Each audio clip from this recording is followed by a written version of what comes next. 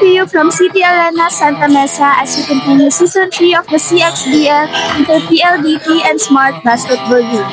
We have here our best player of the game, Mr. Brian Paragon, with 20 points, 5 rebounds, 2 assists, and 1 steal.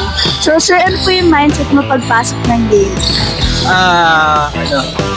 Unang-una, munang pasalamat na nanalo kami. Tapos, salamat din kasi walang na-injury. Thank you sa kalaban namin, pati sa team, walang na-injury. Nice game.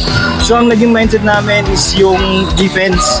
Kasi nung second quarter, bali, parang nakakampact sila. So, sabi ni coach, yung defense namin. Yun lang. Ano ba yung naging game plan nila? Paano po next? Yung una, defense muna kami kasi magsa-defense. Offense. Tapos tuloy-tuloy lang, teamwork.